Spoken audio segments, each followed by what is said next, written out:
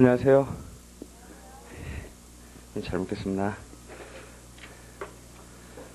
어제 새벽에 이거 급하게 타이핑을 했어요. 저번에 GS 할 때 이거 없이 그냥 나갔는데, 그 표로 분명히 만들 수 있는데도 그렇더라고요. 그냥 여러분들한테 안 드리니까 좀 마음이 그렇더라고요. 한번 표 봐보세요. 별거 아니에요. 그쵸? 똑같거든요? 구조가 똑같아요.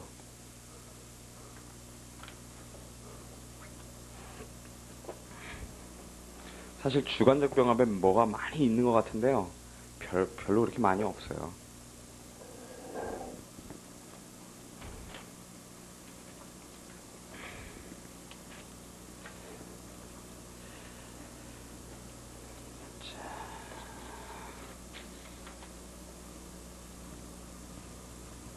자, 중간 확인에서부터죠.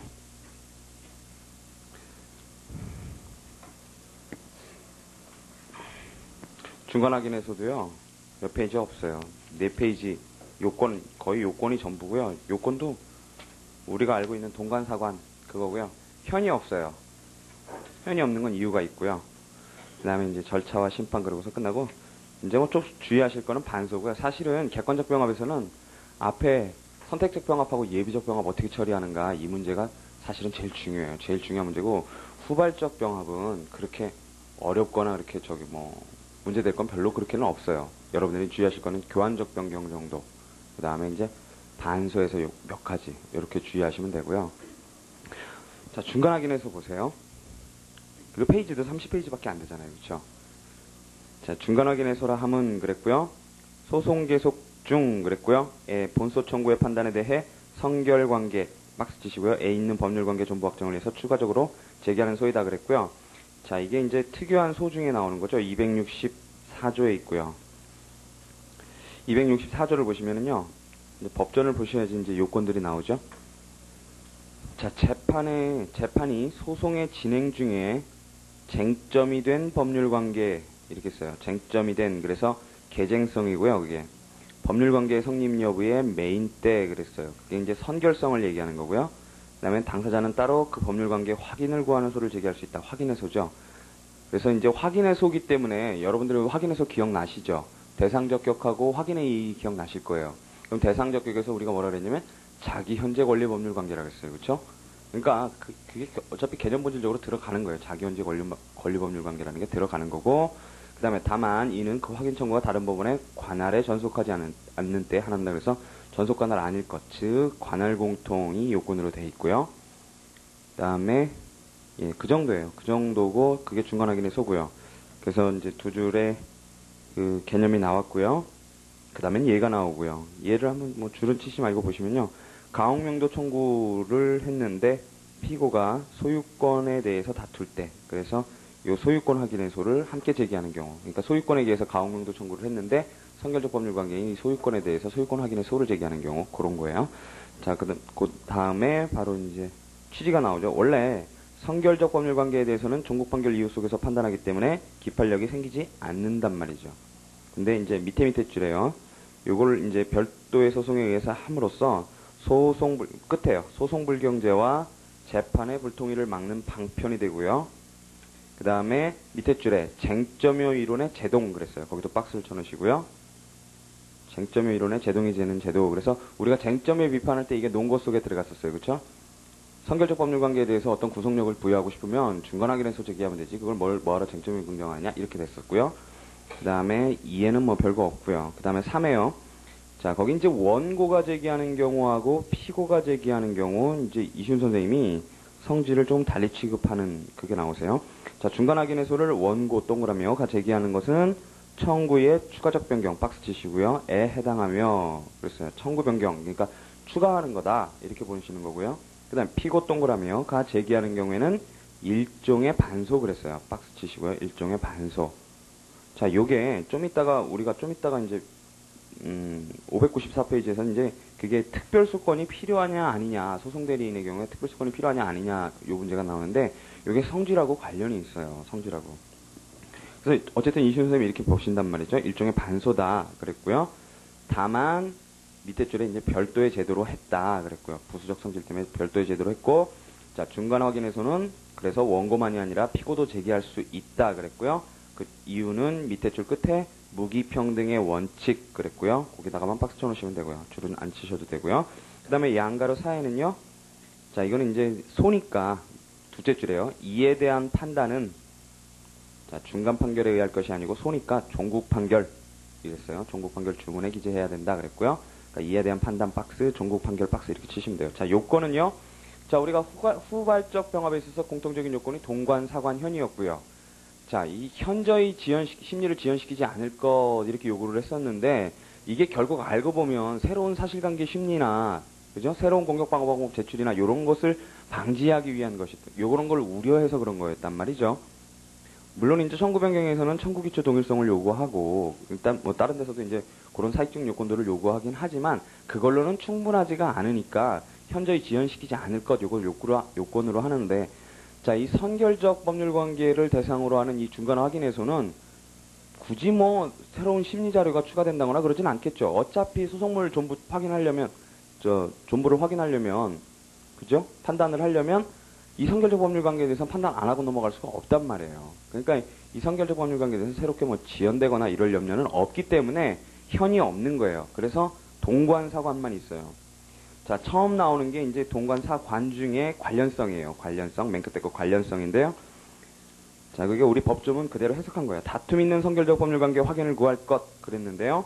보세요. A 보세요. A는 권리 법률 관계라는 거고요. 그게 확인해서에서 도출되는 거죠. 자기 현재 권리 법률 관계 그럴 때 권리 법률 관계라는 거고요.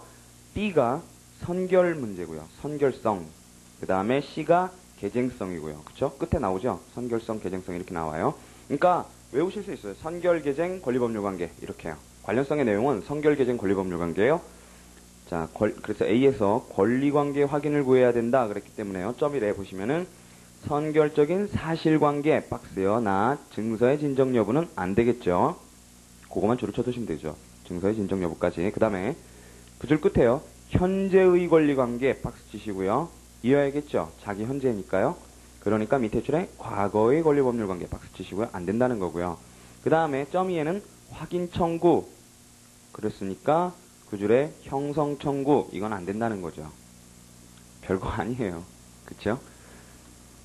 그 다음에 본소 청구의 전부 또는 일부와 선결적 관계에 있어야 된다. 그래서 선결성 그랬는데요. 자, 요것이 이제 여기 나오는 게 뭐냐면 그 선결성이라는 게 사실은 그 현실적으로 존재해야 된다는 거예요. 현실적으로. 그 선결성이 현실적으로 존재해야지 잠재적으로만 존재해서는 안 된다는 거고요. 그래서 보시면은요. 둘째 줄에 처음에는 예가 나오고요. 둘째 줄에 현실로 박스 치시고요. 그 판단이 소송을 좌우할 선결관계 박스 치시고요. 이어야 하는가 그랬는데 이어야 한다 이렇게 되는 거예요. 거기 뭐 이론상의 선결관계에 있으면 족한가는 다툼이 있다 그랬는데 그거는 무시하시고요. 하여튼 현실적 선결성을 요구한단 말이죠. 그래서 밑에 줄 끝에요. 본소 청구에 대한 선결관계는 중간 확인의 판결 선고 시까지 현실적으로 존재 박스 치시고요. 할 것을 요한다 그랬고요. 자, 그래서 뭐 통설인 현실설을 따른다 그랬는데 뭐 거기에 걔네들이 믿는 건 아니고요. 자, 593페이지 첫째 줄에 보시면요. 그게 이제 어떤 방향으로 결론이 지어지느냐면 본소 청구가 만약에 취하나 각하 박스 치시고요. 그 다음에 밑에 줄에요. 청구 기각이 될 경우 이렇게 했어요. 거기다 박스 치시고요.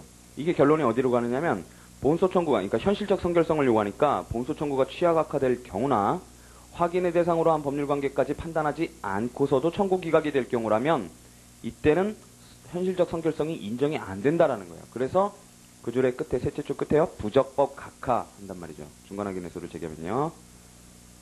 밑에 줄에는 다만 동그라미요. 그 줄에 확인의 이익이 그래도 인정이 되면 확인의 이익 박스 치시고요.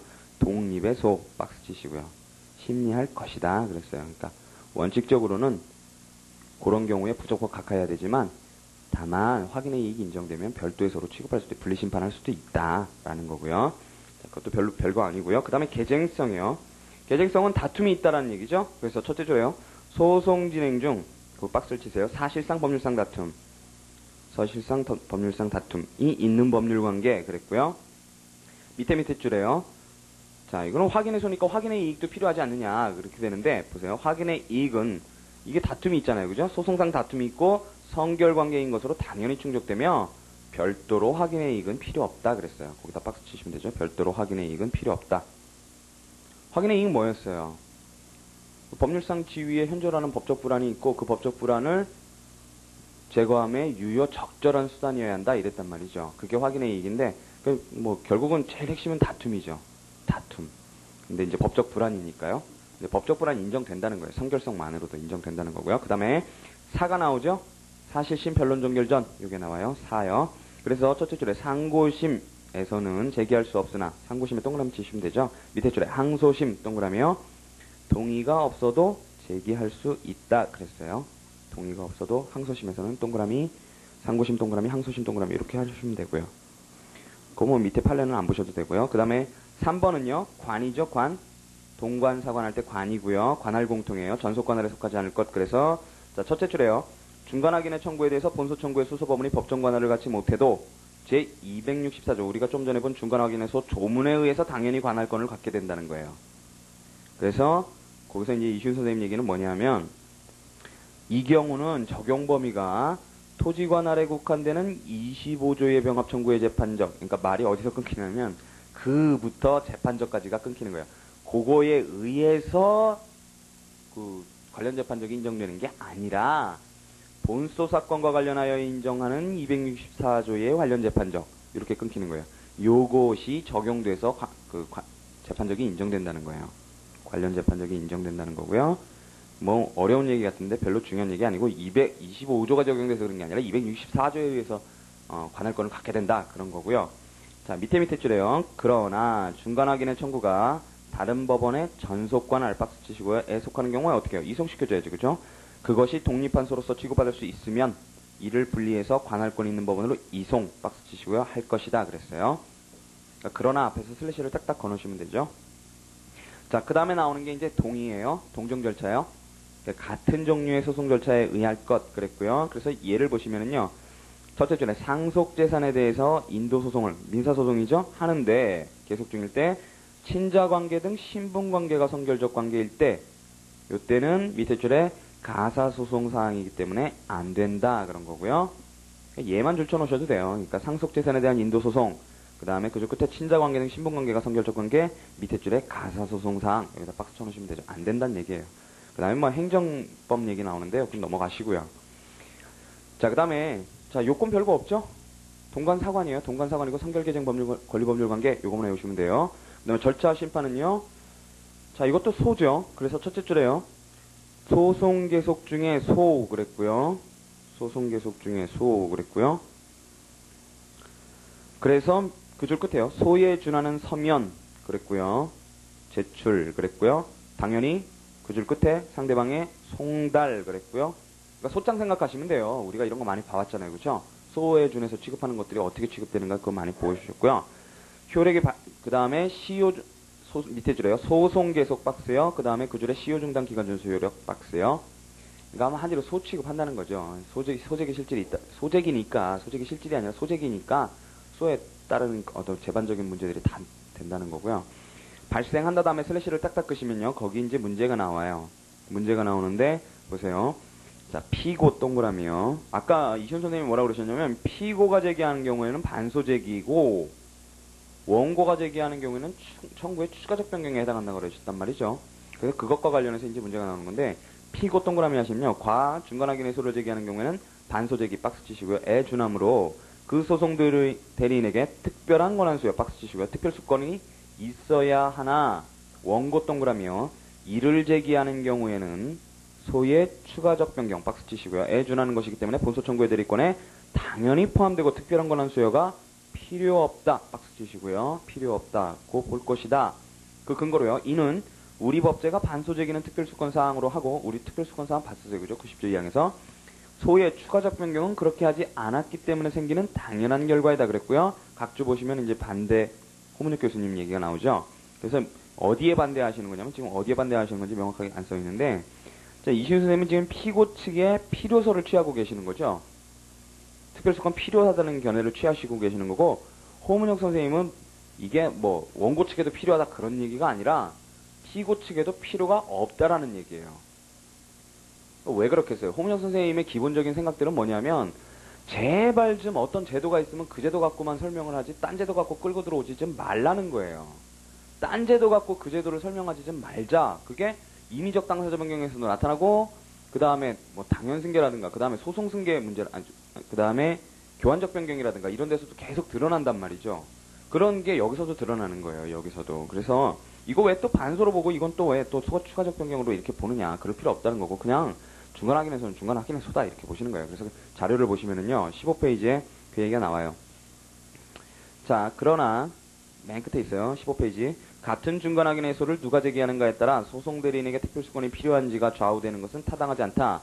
피고가 제기하는 경우를 중간 확인의 반소라고 하지만 통상 반소의 성격과 내용이 같지가 않다. 통상 반소는 본소와 결령 관계가 있는 범위 내에서 완전히 새로운 청구를 하는 것임에 반해서 중간 확인의 소는 보소 심리에서 어차피 심리되는 성결 문제이지만 그 판단에 기판력을 얻기 위해 인정되는 것이다. 그러므로 통상의 반소 경우처럼 굳이 특별수권을 요구할 이유가 없다. 통설은 중간 확인의 소를 반소나 청구 변경에 의지하여 설명하고자 하나 이는 264조가 인정하는 독자적인 제도이므로 반소에 관한 규정에 구애될 것이 아니라 나름대로 합리적으로 새겨야 할 것이다. 그렇죠? 요게 홍문혁 선생님 견해고 즉 피고 측에 통설이 필요하다 그러는데 홍문혁 선생님 부정하는 거예요. 특별수권이요. 반소 제기하는데요. 자, 거기만 조금 주의를 하시면 되고요. 성질과 관련해서요. 그 다음에 양가로 이해는요. 자, 중간 확인의 소에 대한 조치와 심판에 대해서는 거기 또 나오죠. 소의 추가적 변경 박스요. 또는 반소 박스요. 이의 경우에 준한다. 슬래시 딱딱 끄시고요. 심판은 어떻게 하느냐면 우선 병합요건 박스요. 을심리 그랬고요.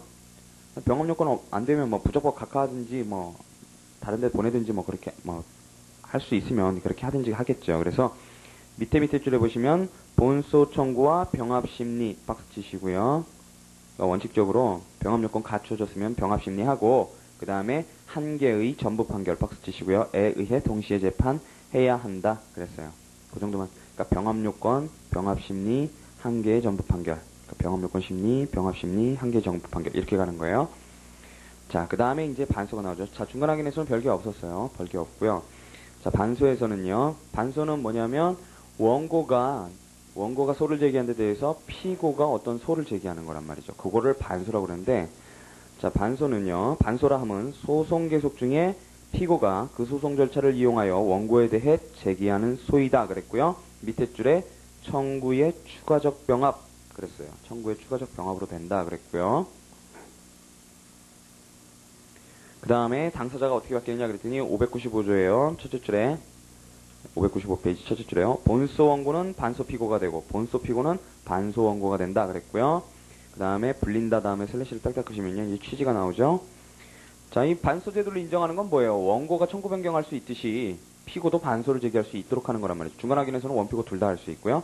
그래서 점이래요. 원고에게 소의 변경 박스 치시고요. 을 인정한 것에 대응 그랬고요. 밑에 줄에 무기평등의 원칙 거기 박스 치시면 되고요. 그 다음에 점 2에는요. 서로 관련된 분쟁 박스 치시고요. 을 같은 절차 내에서 심판 이렇게 하면 그 뭐예요? 그 줄 끝에 소송경제 박스요. 밑에 줄 재판의 불통일 박스요. 모순저촉 방지한다는 거죠. 그 다음에 소송경제도 달성한다는 거고요. 자, 그 다음에 이제 분설이 나와요. 반소는 독립의 소이고 방어방법이 아니다. 그러고 반소는 피고가 원고를 상대로 한 소이다. 그래갖고 개념 분설이 나오는 거예요. 그래서 여기서 조금 주의하셔야 돼요. 반가로 2번에서 조금 주의하셔야 되는데요. 자, 우선 반가로 1에서요. 반소는요, 피고가 자기의 신청에 대해 판결을 구하는 소의 일종 박스 치시고요. 이며 본소를 기각시키기 위한 방어방법 박스 치시고요. 과는 다르다. 그래서 지금 방어방법하고 구별이 나오는 거예요. 그래서 얘는요, 줄 치시 말고 보세요. 매매로 인한 물건인도 청구의 본소에서 피고의 물건인도 의무는 원고의 대금 지급 의무와 동시이행 관계에 있다는 항변은 방어방법일 뿐이므로 반소에 해당되지 않고 피고가 만약에 더 나아가서 대금 지급까지 구하는 청구를 하면 그거는 반소다. 이렇게 된다는 거예요. 자, 줄은 치시 마시고요. 반가로 2에는 조금 중요한 내용이 나와요. 반소에는 거기 박스를 치세요. 본소의 방어방법 이상의 적극적 내용 거기까지 박스를 빵 쳐버리세요. 본소의 방어방법 이상의 적극적 내용이 포함되어야 한다 그랬고요. 그 반가로 이 옆에다가 반소의 이익 이렇게 써놓으세요. 반소의 이익. 자, 반소의 이익이 이제 특유하게 문제가 되는데 특유한 반소의 이익 뭐냐면 방어 방법하고 똑같은 걸 만약에 또 방어 방법으로 제출된 거하고 똑같은 거라면 그 반소로서 뭐하러 소로 제기하느냐는 거예요. 그냥 그 원고 청구 기각 받으면 되는 거지. 반소로서 제기할 필요가 없다는 거죠. 그러니까 적어도 방어 방법을 초과하는 뭔가가 있어야 한다라는 거예요. 원고 청구 기각을 구하는 이상의 의미가 있어야 반소의 이익이 인정되는 거예요. 반소의 특유한 이익이 인정된다는 거예요. 그래서 둘째 줄에요. 반소 청구의 내용이 실질적으로 본소 청구 기각을 구하는 것과 다를 바 없다면 반소 청구로서의 이익 동그라미 치시고요. 없다 그랬어요. 이익이 없다 그랬고요. 예컨대 줄은 치지 말고 보세요. 소유권 존재 확인을 들어갔더니 피고가 그 소유권 부존재 확인에 반소 청구를 하더라. 그러면요. 요때 반소의 이익도 없고 중복죄수도 되겠죠. 그렇단 말이죠. 하지만 거기 괄호 안에 소유권 존재 확인의 본소에 그 존재 확인의 반소는 적법 그랬는데 그건 뭐예요? 갑소유권 존재하고 을소유권 존재 이렇게 다른 거고요. 그거는 완전히 다른 거고요. 자, 그 다음에 우리가 중복죄수에서 심판 형식의 차이에서 봤던 판례가 여기 이제 쭉 자세하게 나와요. 우리가 심판 형식을 쓰실 때 분명히 제가 두 개의 판례를 쓰시라 그랬어요. 그렇죠? 하나의 판례가 요 반소 문제였고 하나의 판례가 확인의 이익으로서 접근하고 있는 그 판례. 요즘에 최근에 그 판례를 두 개를 이렇게 언급하시라 그랬어요. 그렇죠? 그런데 그 첫 번째 판례가 나오는 거예요. 첫 번째 판례가 뭐냐면 사안은요. 갑이 거기서부터 넷째 줄까지가 사안이에요. 갑이 을에게 교통사고로 인한 손해배상 채무가 없다고 하여 부존재 확인을 들어갔어요. 그러니까 가해자 측이죠. 가해자 측에서 손해배상 채무 부존재 확인을 들어갔어요. 본소를 제기한 후에 바로 을이 갑상대로 그 손해배상 의무 이행 청구를 들어갔단 말이에요. 왜? 적극적인 반소를 제기한 사안에서 본소는 반소의 소송물 속에 흡수되는 관계죠. 그죠? 확인은 손해배상 채무 존재 확인, 부존재 확인은 의무 이행 속에 포함된단 말이에요. 그렇죠? 그럴 때 관계이기 때문에 소의 이익이 없다고 할 수 있겠는가 하는 게 그게 문제고요. 거기에 대해서 994-17401 그에서는요. 뭐라고 그랬냐면 적법하게 제기된 본소가 그 뒤 피고의 반소로 인해서 소송요건 흠결이 생겨 부적법하게 되는 것은 아니다. 그러니까 요거에 대해서 뭐 이렇게 아직까지는 이게 뭐 어떤 의미다 이렇게 지금 평석은 되고 있지는 그렇게 않고요. 그러니까 여러분들 쓰실 때는 요 판례를 그대로 쓰시면 돼요. 이렇게 판시한 예도 있고 그 다음에 확인의 이익으로 접근한 예도 있다. 이런 식으로 쓰시면 돼요. 그러니까 이게 만약에 이게 결국은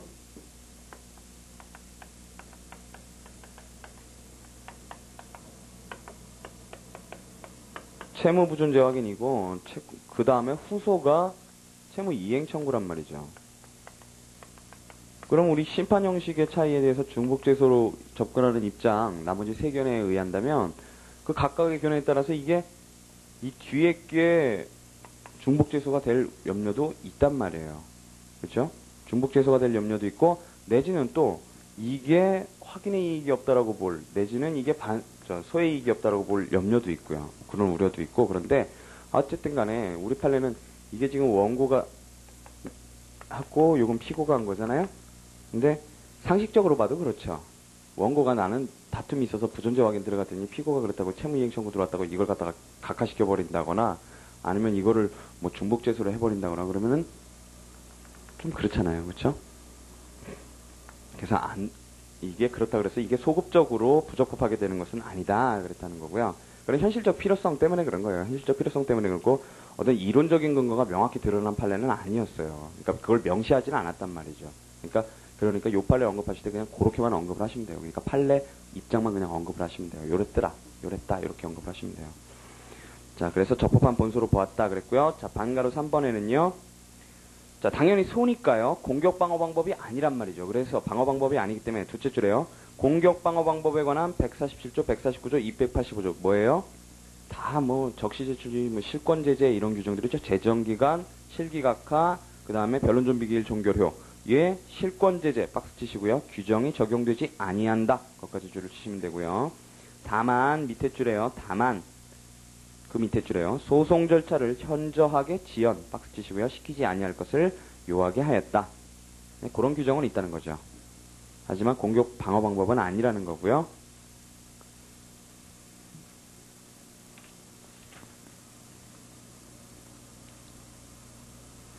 그래서 우리 좀 전에 그 본 판례와 관련해서 각주에 보시면 독일 얘기가 나오고 일본 얘기가 나와요. 그죠?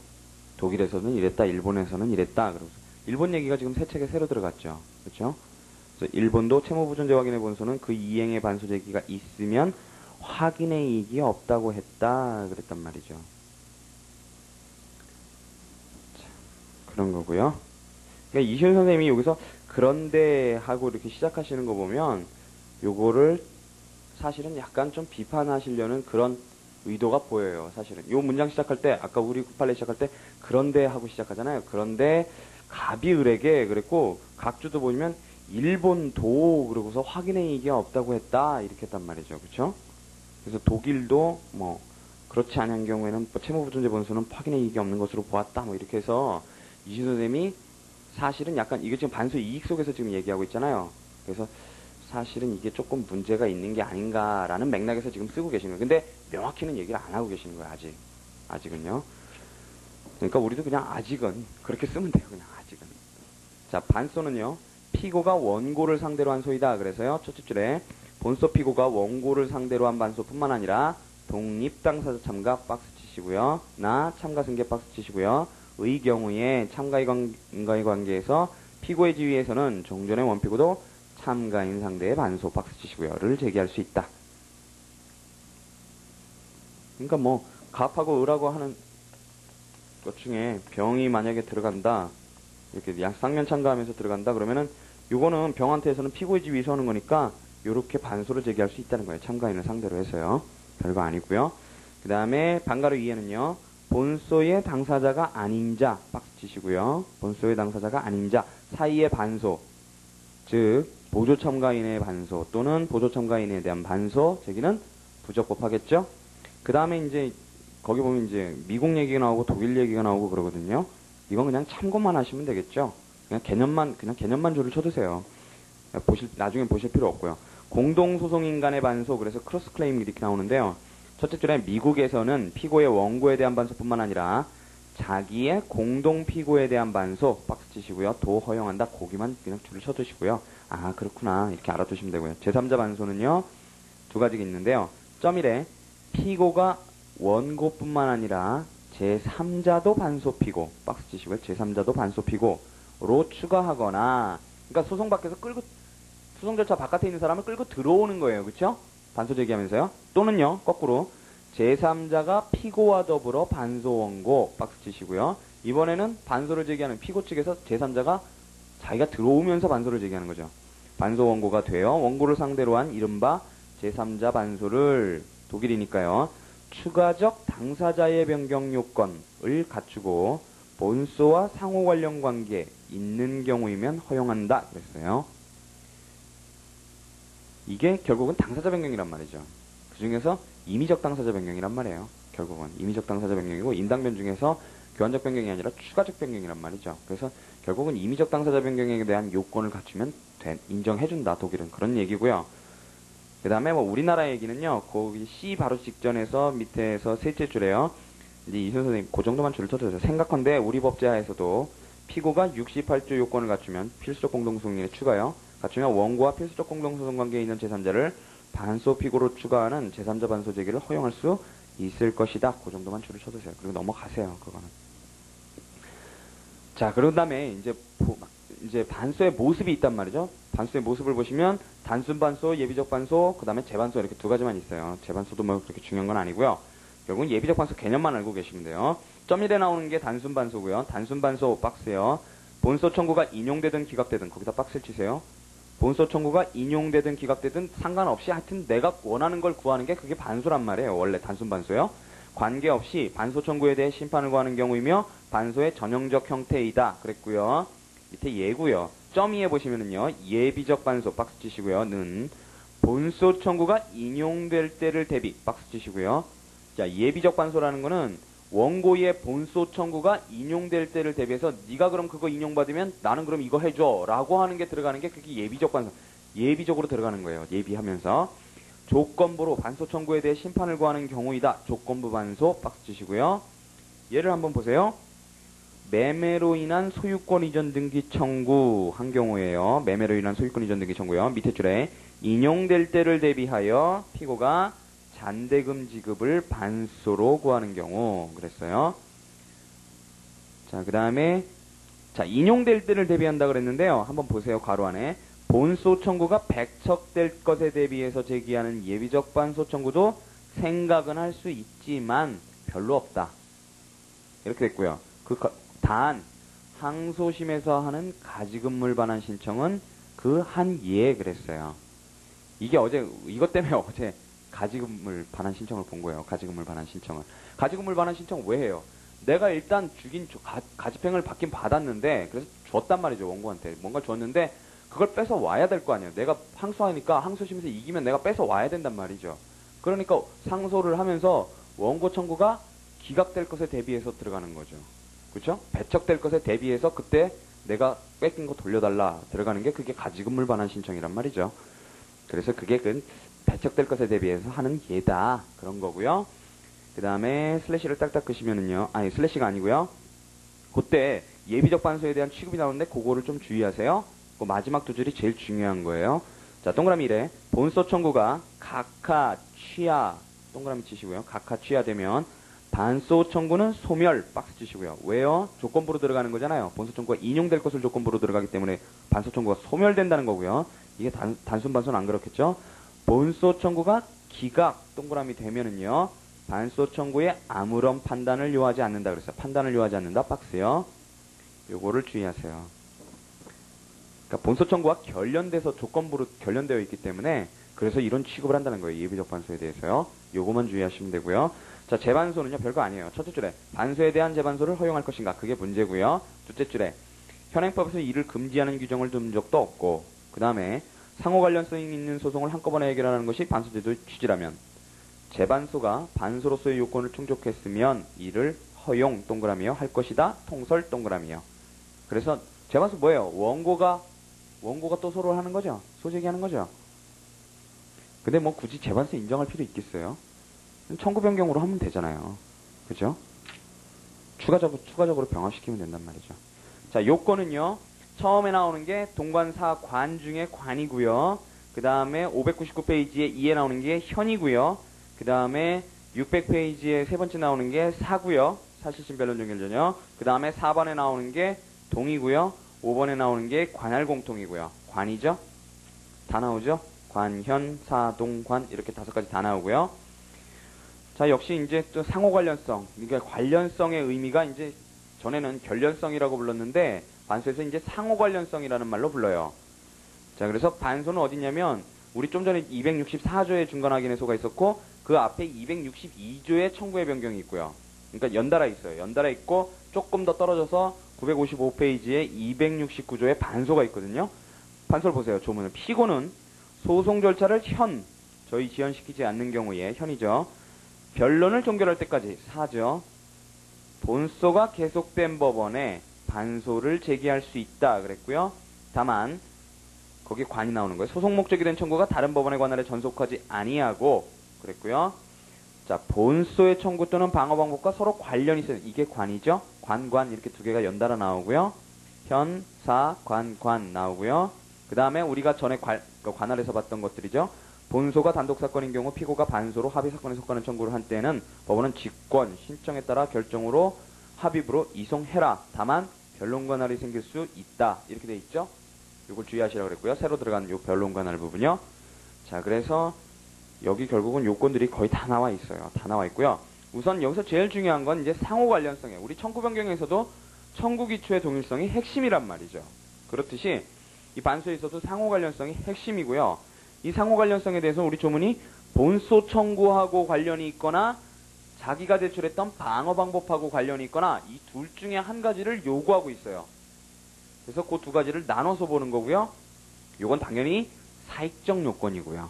자, 우선요. 셋째 줄에 상호 관련성을 요하게 함은 변론과 증거조사를 함께 실시하는데 편리하고 그러니까 심리를 함께 하는데 편리하다는 거죠. 첫 번째, 나아가 심리의 중복과 재판의 저촉을 피할 수 있기 때문이다. 그랬고요. 뭐 그렇게 중요한 건 아니겠죠. 자, 그래서 A를 보시면은요. 본소 청구 박스 치시고요. 와 상호 관련성 그랬고요. B는요. 본소의 방어 방법 박스 치시고요. 상호 관련성 그랬어요. 이렇게 두 가지로 나뉘어지는 거고요. 자, 그래서 우선 그가 어떻게 대꾸를 이루느냐면 본소 청구와 상호 관련성 두째 줄 보세요. 양자가 본소 청구하고 반소 청구의 양자가 거기 박스를 치세요. 소송물 혹은 그 대상 발생 원인 이렇게요. 소송물이 공통되거나 대상이 공통되거나 발생 원인이 공통되거나 이렇게 세 가지요. 에 있어서 공통성 박스 치시고요. 법률상 사실상 공통성 박스 치시고요. 이 있다. 이게 본소 청구와 상호 관련성이 있다는 의미고요. 밑에요. 본소의 방어 방법과 상호 관련성을 한번 보세요. 본소의 방어 방법과 상호 관련성이라 함은 반소 청구가 본소 청구의 항변 사유와 대상 발생 원인 박스 치시고요. 항변 사유와 대상 발생 원인 박스 치시고요. 에 있어서 사실상 또는 법률상 공통성 박스 치시고요. 이 있는 경우를 말한다. 이렇게 대꾸를 이루죠. 위에 거하고 대꾸를 이뤄요. 근데 위에는 자 당연히 본소 청구와 관련성이니까 소송물과의 어떤 법률상 사실상 공통성이 하나 더 추가되는 거예요. 밑에는 방어 방법과의 관련성이니까 그런 얘기가 안 나오고 다만 항변 사유와 대상 발생 원인에 있어서의 공통성 요것만을 요구하는 거고요. 자 그래서 뭐 또 방가로 1, 방가로 2, 방가로 3 나오는데요. 보세요. 방가로 1은요. 반소 청구가 본소 청구와 같은 법률 관계 형성 그랬어요. 을 목적으로 하는 경우 그래서 뭐 말은 어렵지만 별거 아니에요. 밑에 줄에 원고가 이혼 동그라미요. 소송을 제기 반소로서 이혼 동그라미요. 이혼의 이혼 그게 그거고요. 그 다음에 두 번째 청구 원인이 같은 경우 또 박스 치시고요. 위에는 같은 법률 관계 형성 거기다 박스 치시고 밑에는 청구 원인이 같은 경우 그래서요.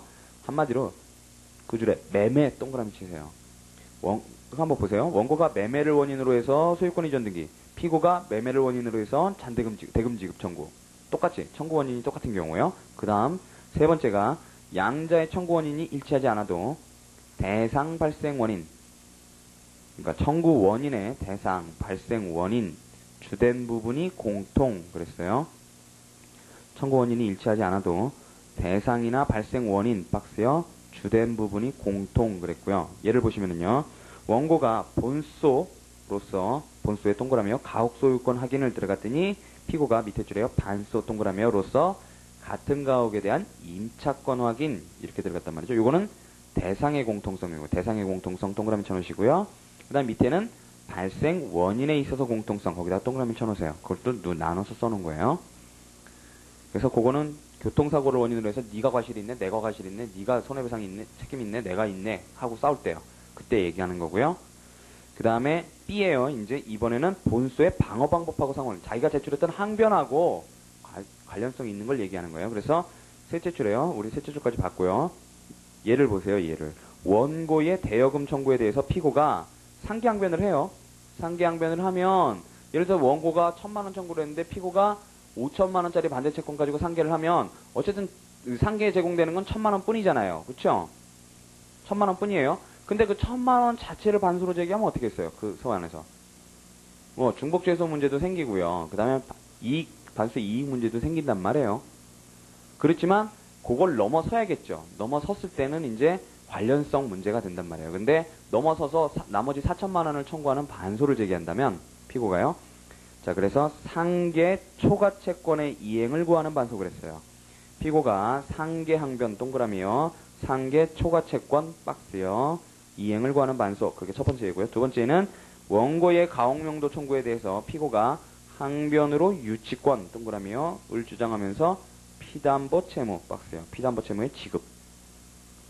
피담보 채무의 지급을 구하는 반소. 자, 그런 게 그런 거라는 거죠. 자, 그래서 반가로 1 보시면은요. 자, 요건이 나와요. 요건이. 근데 약간의 이제 요건들이 필요하단 말이죠. 첫 번째로 본소의 방어 방법과 상호 관련된 반소는요. 그 방어 방법이 박스요. 반소 제기 당시에 현실적으로 제출 박스요. 현실적으로 제출돼야 돼요. 방어 방법이 그 반소 제기 당시에 현실적으로 제출되어 있어야 하고 또 법률상 허용 박스요. 되어야 한다. 슬래시 딱딱 끄시고요. 자, 그 법률상 허용되어야 된다. 그 이제 적법해야 된다. 그런 거거든요. 그 방어 방법이 적법한 것이어야 된다는 거죠. 항변이. 내지는 방어 방법이요. 그래서 뭐가 나오냐면 첫째 줄에 상계금지 채권 이렇게 나오죠. 거기다 박스 치시고요. 밑에 줄에 실기한 공격 방어 방법 박스 치시고요. 그거만 박스 쳐놓으시고 한번 보세요. 상계금지 채권에 기한 본소 청구에 대한 상계항변의 경우처럼 실체법상 항변이 허용되지 않는 경우에 이해 바탕을 둔 반소 그랬어요. 그러니까 상계금지 채권 가지고 지금 상계를 하는 경우죠. 그걸 반소로 청구하는 경우인데 자, 각주를 보시면은요, 이 경우의 반소 청구는 실체법상 이유 없는 것이 된다는 반대설이 있다 그랬죠? 그러니까 이건 지금 이시훈 선생님은 이게 반소 자체가 부적법하다. 이렇게, 이런 의미로 지금 통설이 이렇게 쓰고 있는 거거든요? 거기에 대해 신정 홍역 선생님은 뭐냐면, 그 자료를 보시면은요, 16페이지 첫 번째요. 상계금지 채권에 대한 상계항변과 같이 실체법상 항변이 허용되지 않는 경우에 반소도 부적법하다고 보는 견해가 있다. 그러나 여기서 방어 방법이 적법하게 제출되어야 한다는 것은, 즉 법률상 허용되어야 한다는 것은 제출 자체가 적법하여 법원의 심리 대상이 된 것을 말하지 실체법상 적법해야 된다는 의미가 아니다.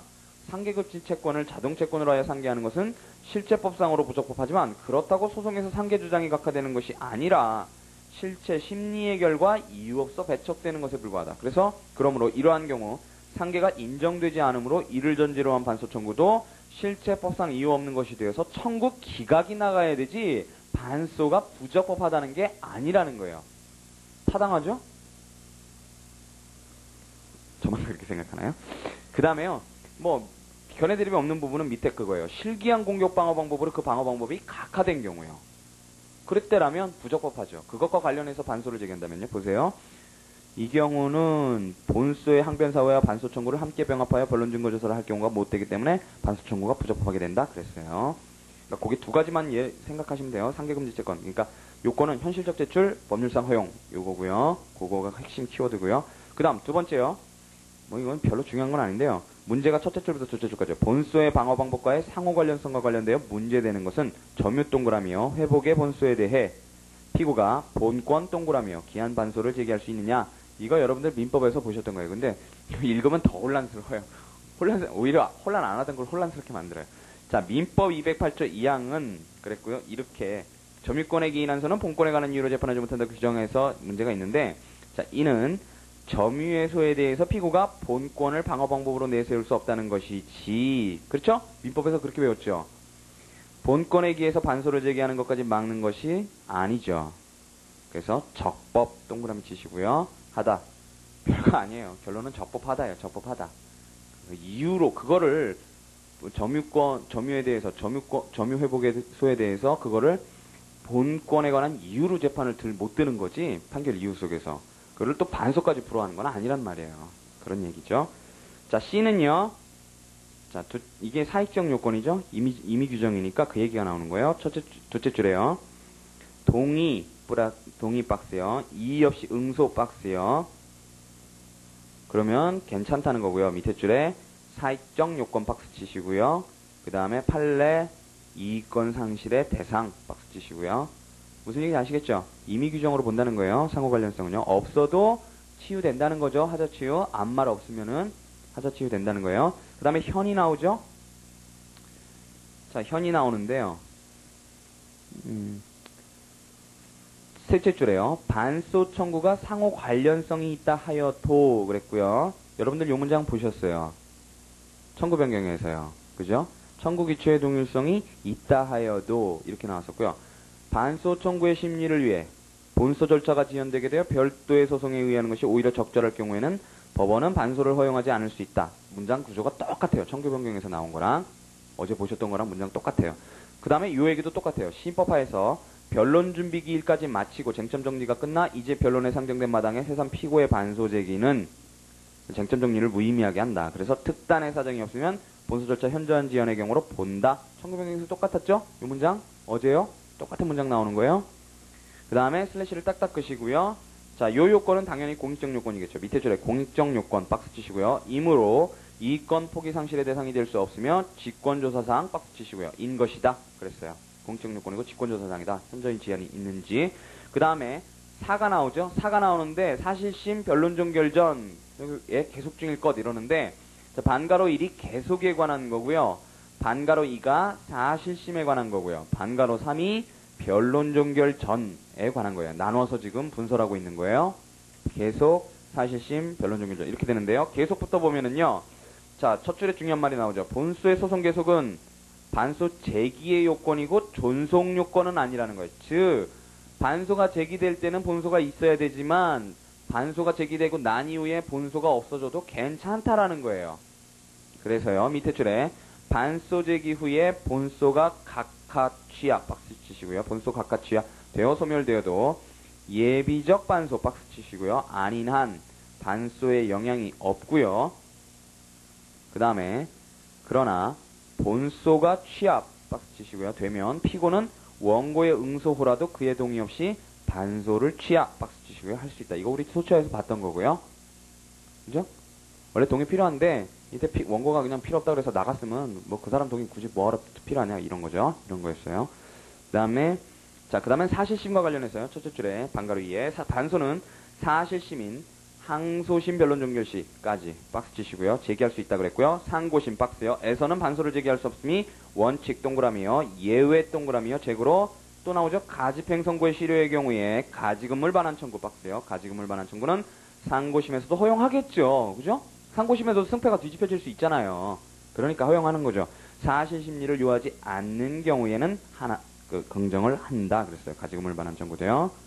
자, 그러니까 여기 지금 항소심 변론 종결시가 원칙이다. 그래서 상소심에서는 못하는 게 원칙이다. 그런데 예외적으로 가지금물 반환 청구는 사실심리가 그렇게 필요 없으면 괜찮다라는 거고요. 이렇게 결론 그 다음에 슬래시를 딱딱 하시고요. 그까지가 이제 상고심 문제였고요. 그 다음 부분이요. 그러니까 지금 방가로 이도 두 부분으로 나뉘어요. 그러니까 첫 번째 지금 네 줄이 상고심에 관한 거고 마지막 부분이 전부 다 묶어가지고 여기 아주 중요한 내용이 나와요. 항소심에서의 반소 얘기가 나와요. 항소심에서의 반소. 그리고 여러분들은 이 부분은 반드시 외우셔야 돼요. 자, 그 주제는 항소심에서의 반소예요. 자, 항소심에서 반소 제기하면 신급 이익이 박탈되죠. 어제 그 얘기 했었어요. 자, 그래서 첫째 줄에요. 항소심에서 반소의 제기는 요전에요. 412조를 한번 보세요. 412조. 항소심에 관한 조문인데요. 412조 보시면 반소의 제기 이렇게 나와요. 그래서 반소는 상대방의 신급의 이익을 할 우려가 없는 경우 또는 동의를 받은 경우, 동의를 받았다는 건 처분했다는 거죠. 지 신급의 이익을 지가 처분했다는 거예요. 제기할 수 있다 그랬고요. 2항에 상대방이 이의를 제기 않고 반소의 본안에 관해서 변론하면 동의 간주한다 이렇게 돼 있어요. 자, 요게 이제 조문이 바뀌었는데요. 신법 들으면서요. 자, 보세요. 책에요. 항소심에서 반소 제기는 상대방의 신급의 이익 박스요. 을 해할 우려가 없는 경우 또는 상대방의 동의 박스요. 를 얻은 경우라 한다. 상대방의 이의 없이 반소에 대해 본안 변론 박스요. 한때에는 반소 제기에 동의한 것으로 본다. 이항 그랬고요. 자, 각주 4번에 보시면요. 우리 전에 했던 게 나오는데요. 반소 청구의 기각 답변만으로는 이에 해당 안 된다 그랬어요. 청구 기각만을 구한 경우 할 때 나왔던 거예요. 반소 청구에 대해서 원고가 청구 기각만 구한 것만으로는 본안 변론했다고 볼 수 없다라는 거예요. 그게 판례라 그랬어요, 그때. 자, 그래서 그게 이제 신법이 이를 입법화한 것이다 그랬는데 거기서 두 줄 내려가셔서 끝에 거기서부터 중요한 거예요. 자, 원고의 신급의 이익을 해할 우려가 없는 경우에는 .1 중 동그라미요. 간 확인의 반소, 중간 확인의 반소, 신급의 이익을 할 우려 없죠. 성결 문제니까요. 그 다음 .2 본소와 청구 원 동그라미요. 원인을 같이 하는 반소, 청구 원인이 같아요. 매매겠죠. 그것도 신급의 이익을 해야 할 우려 거의 없겠죠. 그 다음에 .3이요. 제1심에서 이미 충 동그라미요. 분이 심리한 쟁점과 관련된 반소. 이것도 신급의 이익도 심리가 충분히 됐다면 괜찮잖아요. 그 다음에 .4요. 항소심에서 추가된 예 동그라미요. 비적 반소 그랬어요. 항소심에서 추가된 예 비적 반소. 중원 충예 옆에다 써놓으시고요. 자, 신급의 이익을 해야 할 우려가 없는 경우에 해당하는 거예요. 중원 충이에요. 꼭 외우세요. 네 가지는요. 예비적 반소. 그러니까 항소심에서 추가된 예비적 반소가 이에 해당하고 이때는 원고 동의 없이 제기할 수 있다 그랬어요. 그러니까 아까 뭐라 그랬냐면 412조에서 상대방의 동의 또는 신급의 이익을 해야 할 우려가 없는 경우 이렇게 또는으로 돼 있단 말이에요. 그러니까 이때는 동의 필요 없다라는 거예요. 요거를 꼭 암기를 하시고요. 중원충해를. 그 다음 변론종결전은요.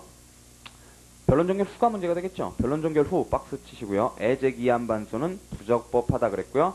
당연한 얘기예요. 밑에 줄에 재개하면 그 하자는 치유 박스 치시고요. 된다. 의무적으로 제기할 필요는 없다는 거죠. 그죠? 하지만 재량적으로 제기하면 하자 치유 된다는 거고요. 그 다음에 4번에요. 본소와 같은 종류의 소송 절차에 의할 것. 제목만 줄을 쳐두시면 되죠. 소송 절차 공통. 그 다음 5번에요. 반소가 다른 법원의 전속 관할에 속하지 않을 것. 관할 공통. 거기만 쳐두시면 되고요. 자, 601페이지 둘째 줄에요. 전속과 날에는 전속적 합의가 날 박스 치시고요. 까지 포함되지 않겠죠? 우리 옛날에 봤던 거예요. 그죠? 합의가 날이 임의가 날이잖아요. 전속적 합의라고 하더라도. 그런데요. 밑에 줄에 이제 2항 나오는 거죠?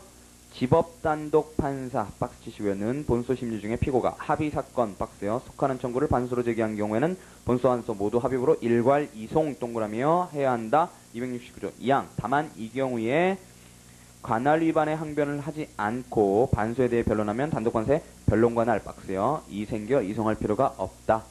자, 조항이죠. 269조 2항 조항들을 쭉 풀어쓴 건데 나중에 조항 안 보시더라도 이렇게 쭉 키워드만 보시고 넘어가시면 돼요.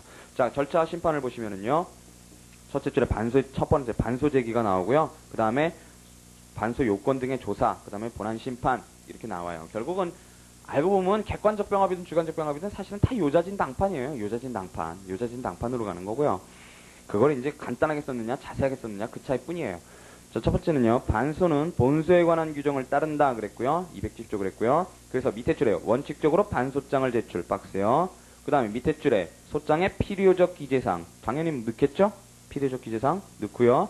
그 다음 밑에 줄에 반소 청구의 취지와 원인 다 박스를 쳐놓으세요. 원칙적으로 반소장 제출 소장의 필요적 기재사항 밑에 줄에 반소 청구의 취지와 원인 그러니까 청구 취지 청구 원인 적으라는 거고요. 그 다음 밑에 줄 끝에 인지 박스요. 그랬고요. 근데 거기서 먼저 이런 얘기가 나와요. 밑에 줄에 다만 본소와 그 목적이 동일한 반소의 경우는 반소 인지에게서 본소에 그것을 공제한 차액만 내면 된다 그랬는데 요거 그냥 안 보셔도 되겠죠. 안 보셔도 되고요. 자, 그 다음 반소장의 부본 박스요. 밑에 줄에 송달 박스요. 소재기 그대로죠. 소재기 논리 그대로예요. 소장 제출해라. 필요적 기재사항 적어내라. 청구 취지 원인 적어라. 그 다음에 임지도 붙여라. 소장 송달하듯이 송달한다. 하나 보나마나 한 얘기예요. 그죠? 맨날 보는 얘기요. 자, 반소 요건 등의 조사는요. 자, 거기 첫째 줄에요. 반소가 제기되면 반소 요건 박스요. 일반 소송 요건 박스요. 을 조사해야 한다 그러고요. 슬래시 딱딱 크시고요. 처음에 반소 요건부터 나와요. 자, 반소 요건의 흠 박스 치시고요. 이 있는 부적법한 반소에 대해서는 학설이 대립이 돼요.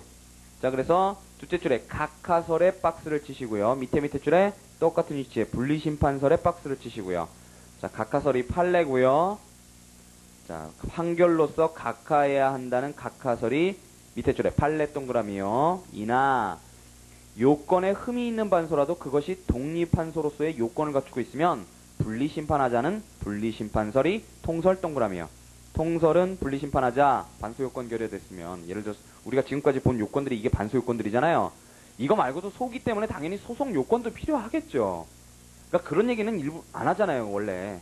당연히 소이기 때문에 소송 요건 당연히 필요해요. 근데 반소 요건만 본단 말이죠. 특유한 요건들만. 근데 반소 요건이 결합돼 부적법 흠인결이 있을 때 이걸 아예 반소로 각하시켜 버릴 거냐? 아니면은 그냥 분리해서 그냥 반소 요건 못 갖춘 거니까요. 소송 요건 못 갖춘 게 아니고. 그러니까 이걸 따로 그냥 심판해 줄 거냐? 요 문제인데 판례는 각하시켜 버린다는 거고 우리 통설은 당연히 분리 심판하자는 거죠. 그래서 그 검토가 나오는 거예요. 생각건데 점이랬는요. 본소와의 병합 요건에 불과한데 청구 병합 경우의 요건의 흠과 달리 취급할 이유가 없다. 첫 번째 거고요. 두 번째는 당사자 이익, 당사자의 의사, 이익보, 소송경제 등을 고려하자. 그랬어요. 그게 검토고요. 다수설이 옳다 다음에 슬래시를 딱딱 끄시고요. 그 다음에 이번에는 소송 요건이요. 다만 반소 요건을 갖추어도 일반 소송 요건의 흠 박스 치시고요. 일반 소송 요건의 흠이 있는 경우에는 당연히 소각하 판결 나가겠죠. 보정명령 하고요. 그래서 보정하지 않는 한 판결로서 반소를 각하. 당연한 얘기고요. 그 다음 본안 심판은요. 둘째 줄에 한 개의 전부 판결이 원칙 그랬고요. 전부 판결이 원칙 그랬고요. 밑에 줄에 특별한 사정이 있는 경우에는 변론 분리 일부 판결 박스요. 할 수 있다 그랬어요. 그 정도만 줄을 쳐두시면 되고요. 밑에는 뭐 소송 비용 뭐 이런 얘기 나오고요. 자, 10분간 쉬시겠습니다.